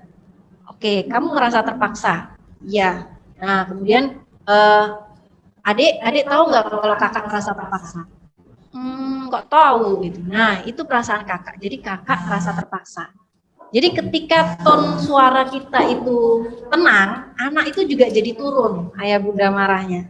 Tapi kalau kita mendamaikan anak yang sedang bertengkar dengan cara berteriak, maka mereka jadi ikut berteriak. Ini jadi tinggi-tinggian gitu ya suaranya. Sehingga kita perlu tenang. Oke, perasaanmu gimana? Jadi itu. Kalau anak sudah kita tanyain perasaannya, dia akan merasa dipahami. Oh, jadi kakak tadi nggak mau, soalnya kakak tuh nggak pengen main sama aku. Oh, jadi kakak marah sama aku. Oke, adeknya, gimana perasaanmu, Dek? Jadi gantian. Ini tuh seperti kalau Rasulullah SAW itu kalau sedang menyelesaikan masalah di umatnya, itu selalu pihak satu dan pihak duanya pasti didudukin bareng, ditanyain satu-satu versinya bagaimana. Nah, itu sebenarnya resolusi konflik yang bagus gitu. Yang bagus ya seperti itu, harus didudukin. Oke, kamu kayak gimana? Yang ini kayak gimana? Terus enaknya gimana nih? Dek, menurutmu kayak gimana? Oh, menurutku kakak harus main sama aku. Oke, kakak menurutmu gimana? Jadi satu-satu kita tanyain. Gitu ayah bunda, sehingga nanti mereka akan reda, ya, nggak cuman di rumah aja, bisa di sekolah, di tempat kerja gitu.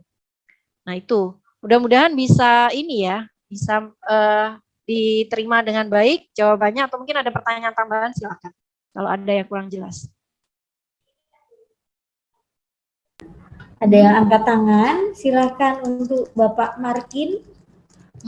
Bapak atau Ibu ya ini ya, monggo bisa bertanya. Ini beliau kebetulan angkat tangan Bu.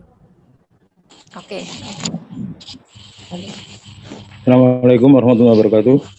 Waalaikumsalam warahmatullahi wabarakatuh.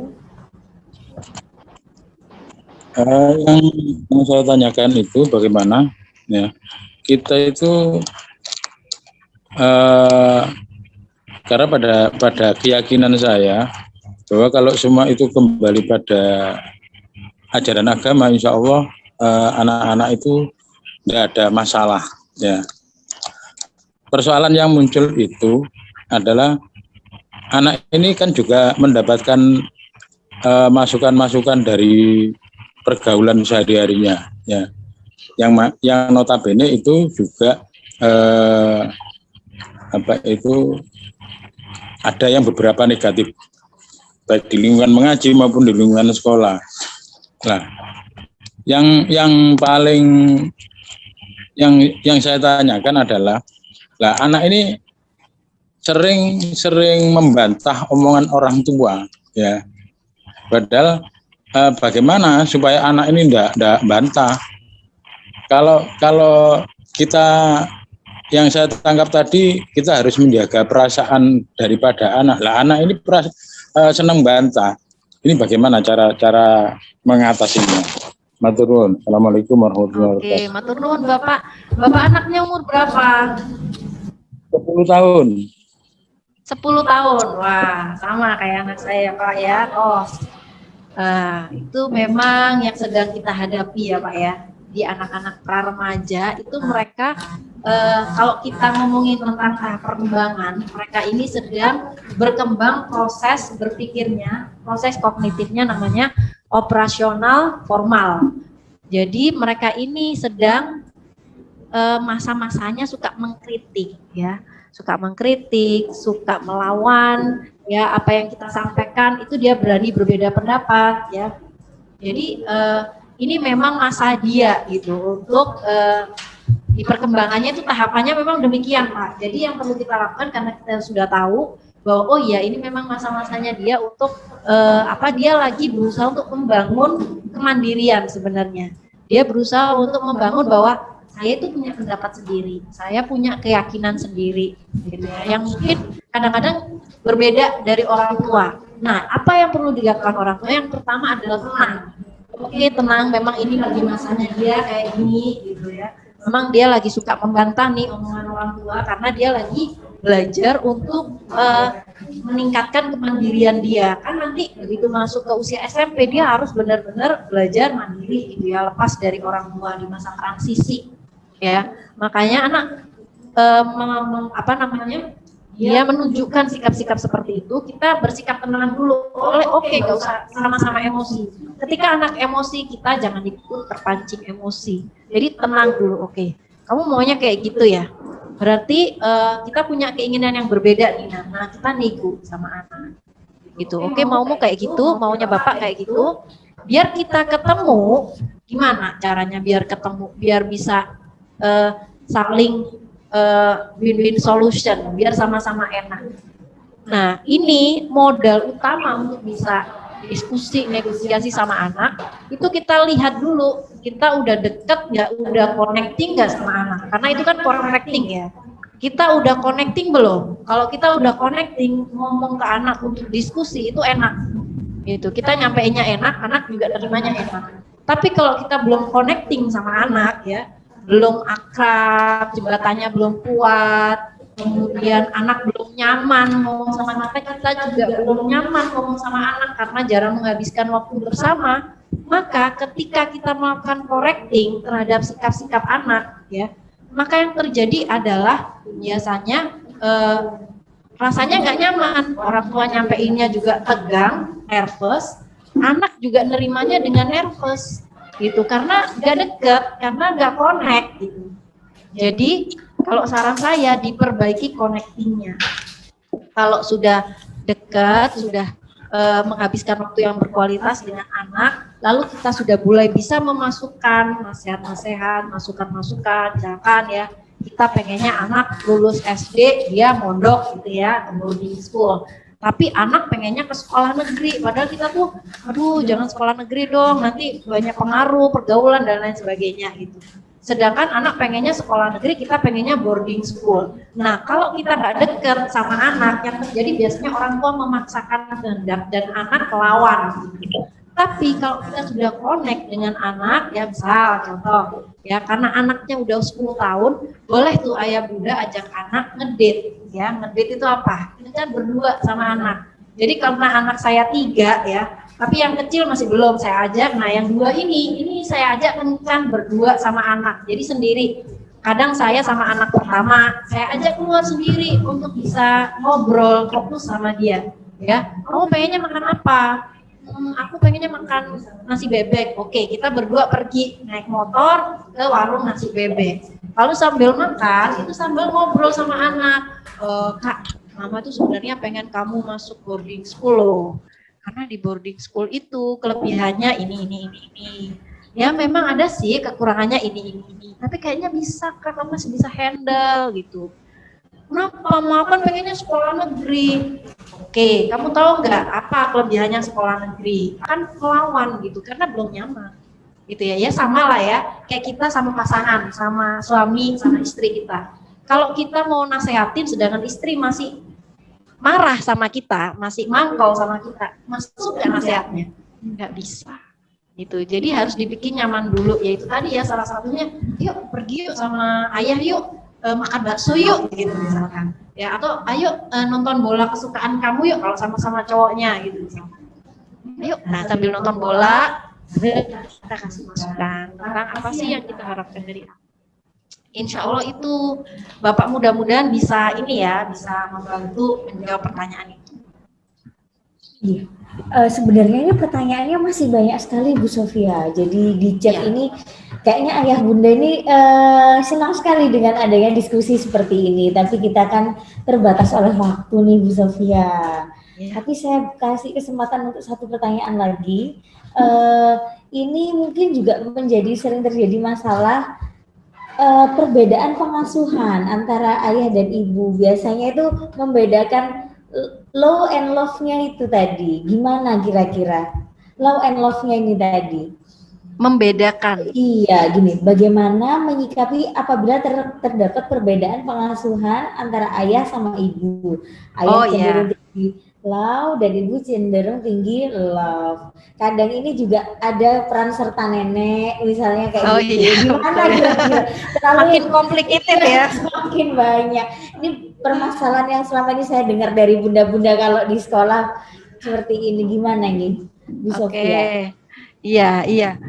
Gimana kalau beda gitu ya antara kita dengan suami atau dengan istri atau beda dengan kakek neneknya atau mungkin beda dengan tetangganya mungkin ya. Saking deketnya sama tetangga sampai tetangga ikut mengasuh si anak misalkan ya.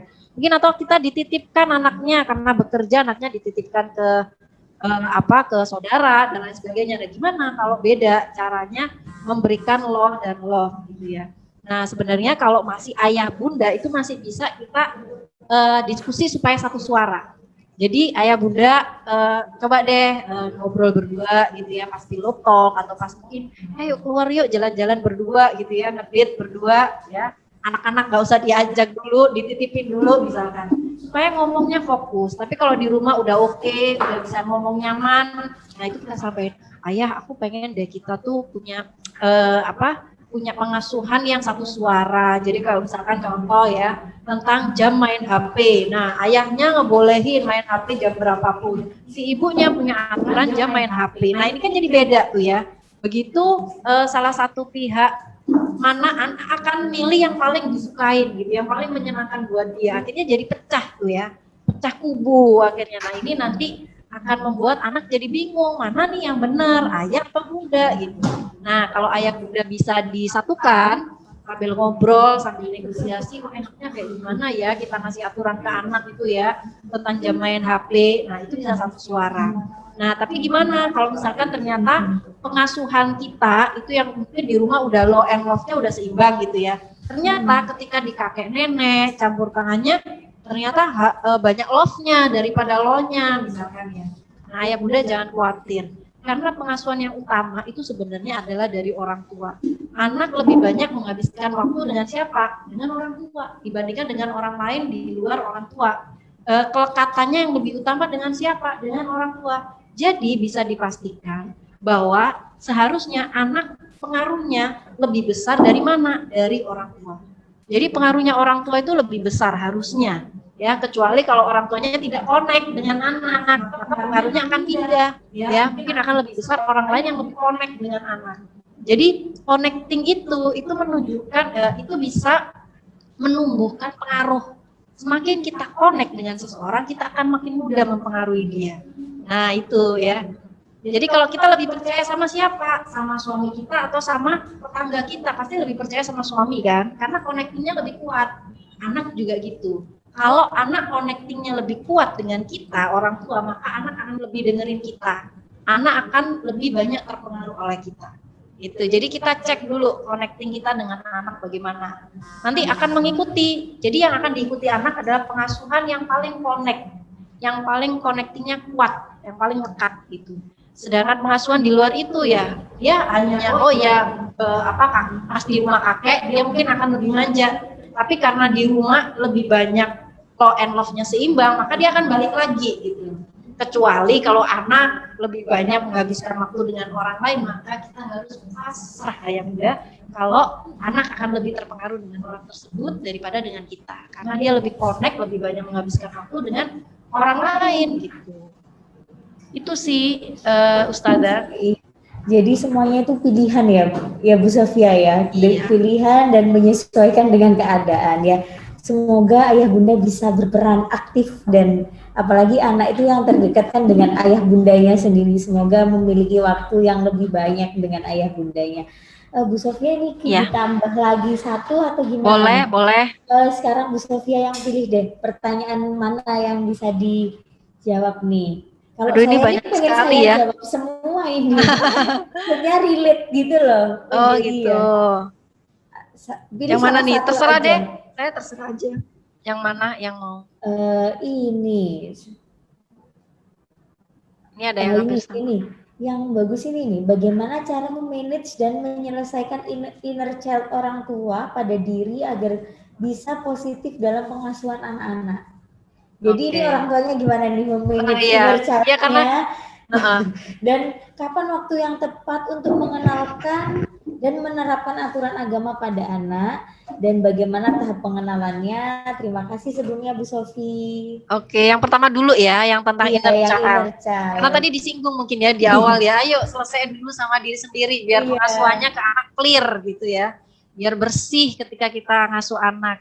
Ya memang hampir semua dari kita itu punya inner child. Gitu. Ada inner child yang bisa kita selesaikan sendiri, ya, kita atasi sendiri, gak mengganggu fungsi hidup, ya.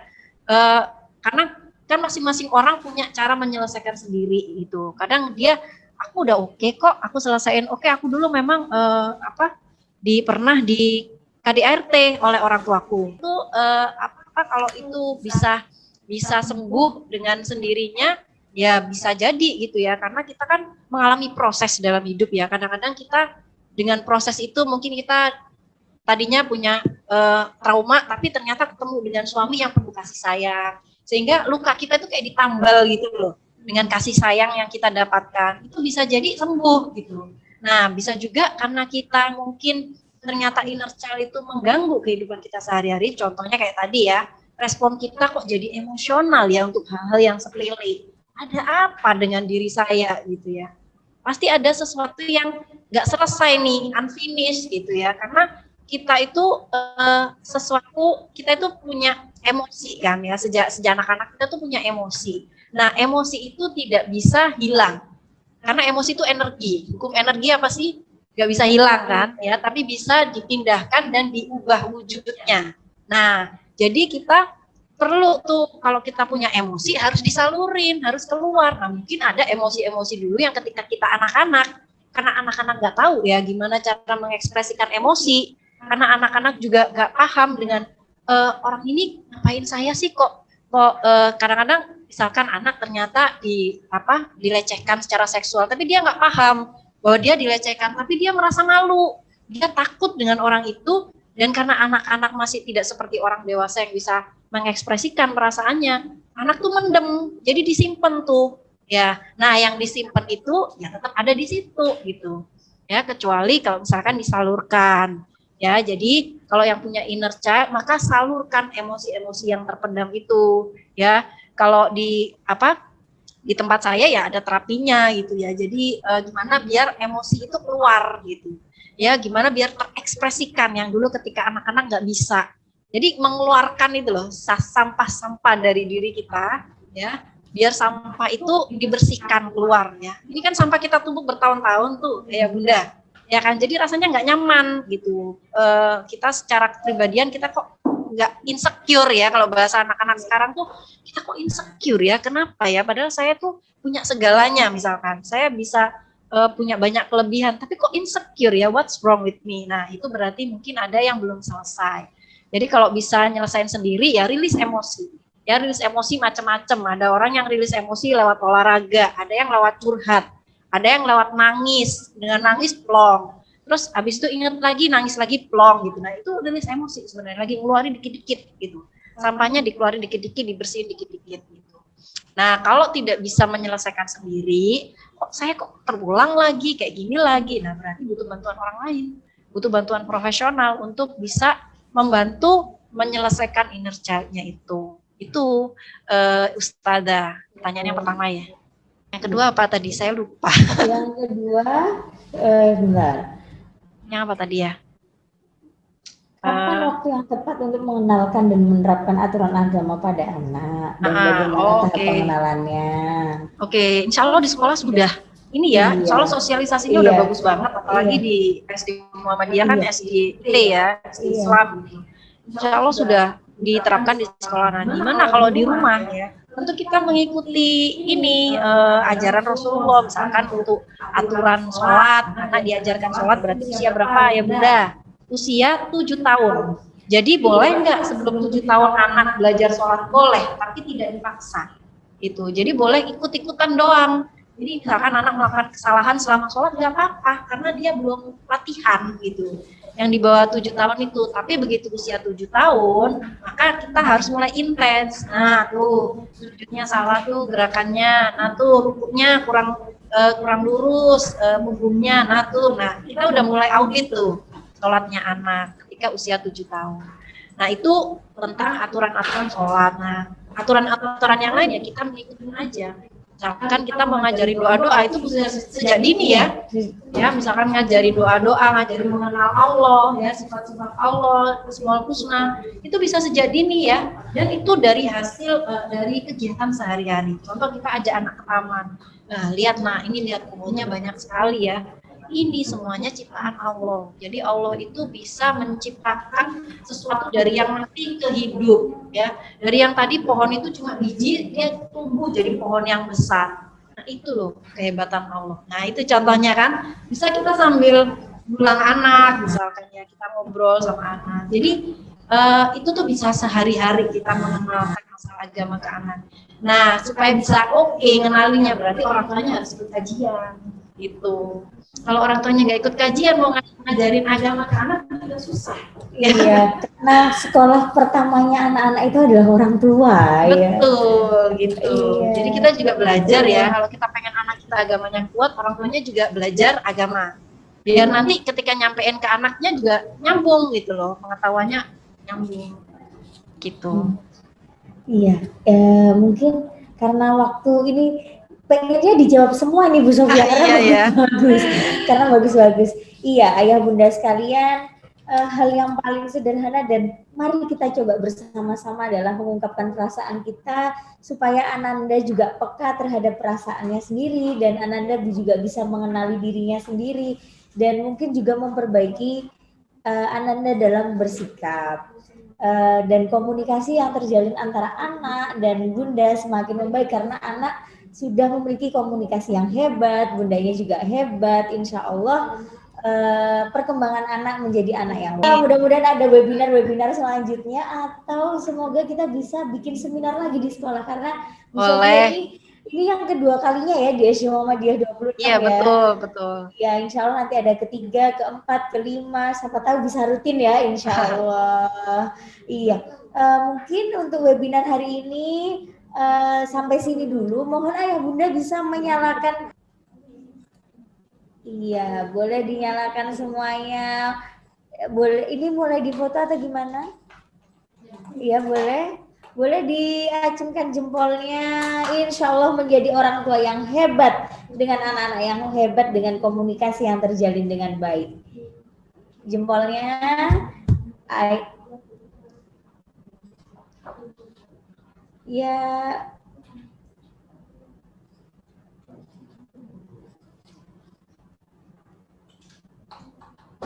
Oke.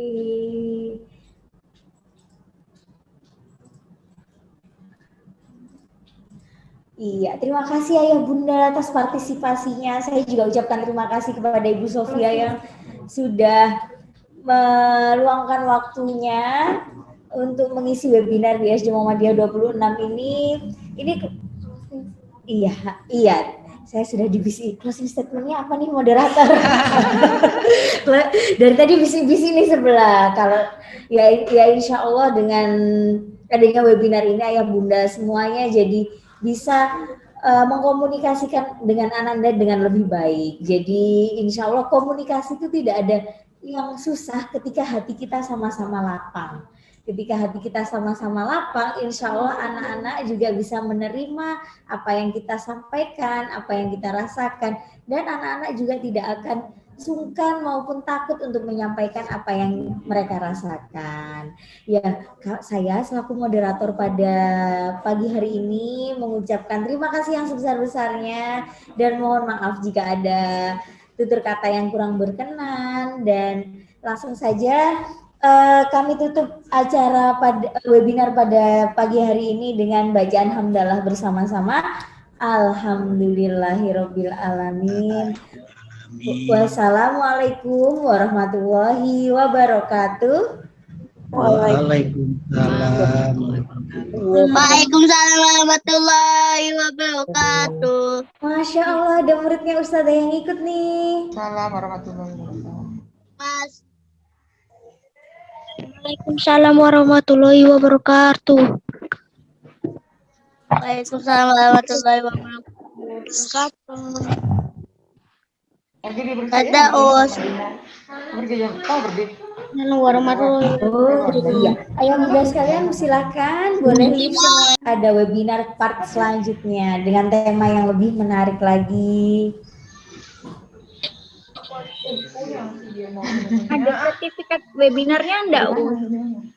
DP adanya. Soalnya DP Delta Royal. Oh, kuliah adanya di situ-situ aja ya. Dilihat dulu lah dua-duanya.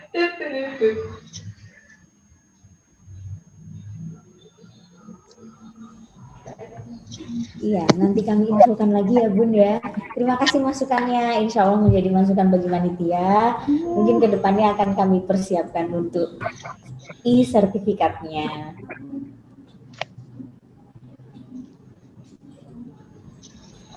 Ini aku udah nggak muncul ya.